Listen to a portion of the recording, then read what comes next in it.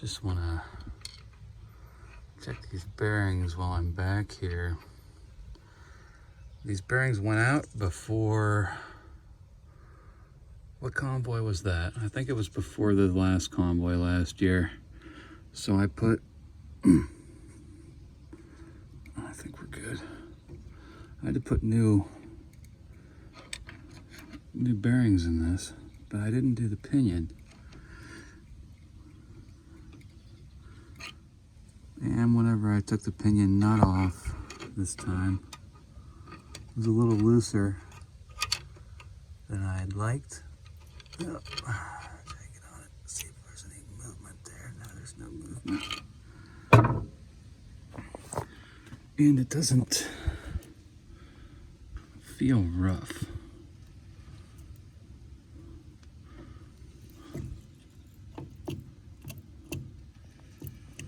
I can feel the cross pin moving a little bit, but in these side gears. There's no roughness. I think the pinion bearings are okay. When I drained this oil, look at this oil over here. Oh, the night light's on. It's about time to go today.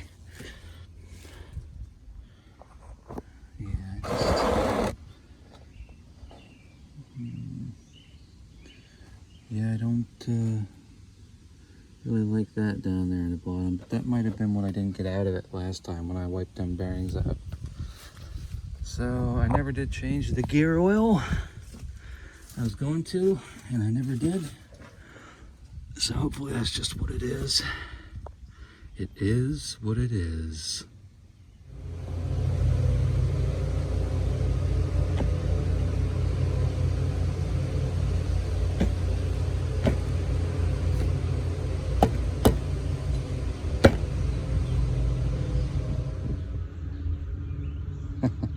That kind of looks like Among Us or something.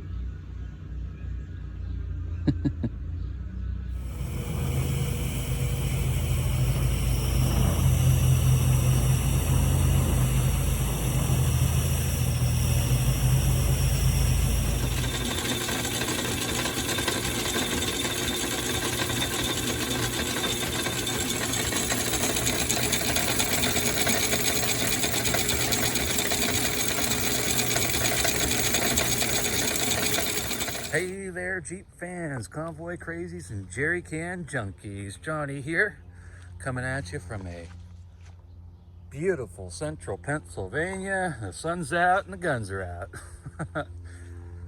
So yesterday before work, I stress relieved the flux core weld on this. The weld was hard. I was in there machining away, and I would get down into where the weld was, and it looked like darn sparks coming off of there. But it was actually the shavings were coming off of there red hot. So can't believe it didn't break that carbide cutter or ruin something. I'm glad it didn't. So we stress relieved this with the torch. Got it red hot. Got the weld area red hot, and I can file it. So I mean, if I can file it now, I suppose that means I can machine it. So we're gonna put her back in here and true it up with the indicator. See if we can finish this flange today. Drill some holes, yada yada yada, for you Seinfeld fans out there. And well, you know, let's get chopping. All right. 18, 5, 21, 22, 5, 4, 5. So that means we're within a couple hundredths of a millimeter, because each pair in this particular chuck, each pair of jaws is, you know, a few thousandths different. Cut different, but with this chuck we can indicate off of these jaws, which is a little trick my dad showed me, especially on something that the only place you can really indicate on this given the fact that we're machining all this out here, is the actual pilot of the yoke itself. And you can't really get an indicator in here on the splines. So how do you get this running true? You could put it on you could machine a shaft and run it on that shaft with a dog leg between centers. I don't know, some kind of rigmarole. Or we can just get it as close as we can here using the jaws to indicate on, which is what, well, anyways, that works good for us. So that's that. I'll put that there. And let's see how close we got her. It's really deceiving because of the run out, the extreme run out on this from whoever welded the damn thing. But if we zoom in on the actual OD, let's zoom way in there.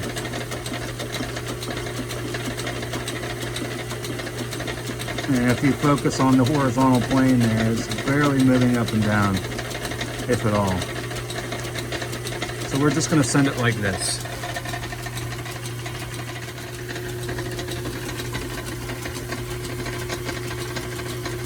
A little molasses on here.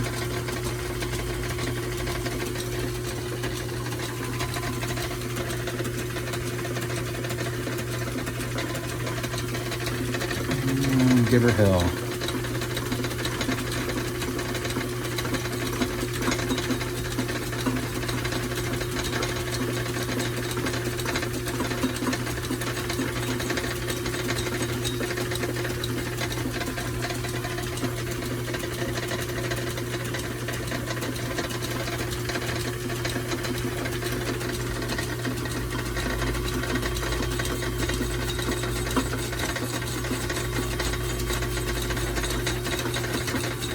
Oh yeah, this is much more agreeable now.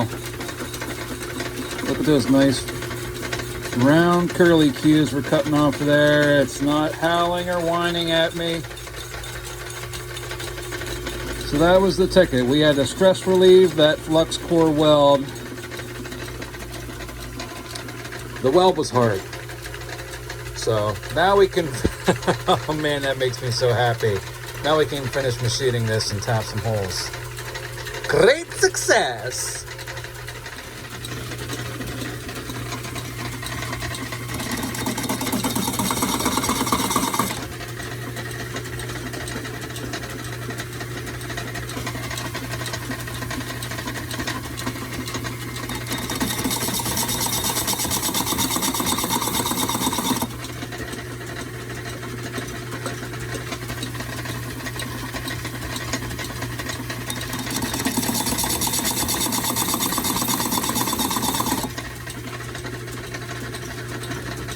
That's it.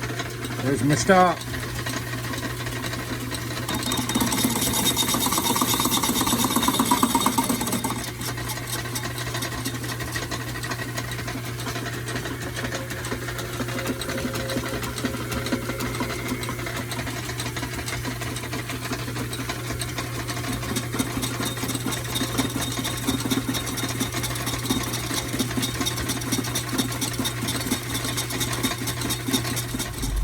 Well, guys, why don't you get down the road with your turn signal on?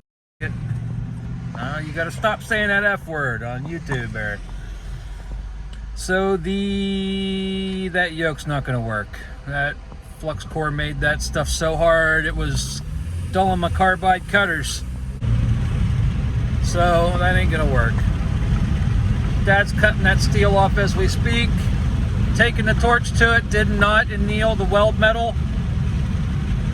It did, like on the surface somehow. Some kind of chemical friggin' metallurgical reaction happened between the flux core mechanical properties and the yoke steel mechanical properties, and it made it super hard. It must have pulled some of the carbon out of the yoke, I don't know, but it's harder than hell, and I can't cut it. I would just take a grinding attachment and grind it flush, but I have to machine a pilot nub in that flange, and then like I was talking with Dad, like I need to be able to drill and tap holes basically right through that weld metal. And we came to a mutual understanding that even if I ground that yoke true and round and got the pilot ground into it somehow with a grinding attachment, I still have to drill and tap them holes. So I could do all that work for nothing anyways. So he's cutting this dang thing apart for me, and we're gonna start over again. And that way I only lose a couple days instead of a whole week. So that's it for day 26 of Operation Short Shaft. Taking a friggin' lot longer than I wanted it to, but this is my life. This is the way I do things. I don't know.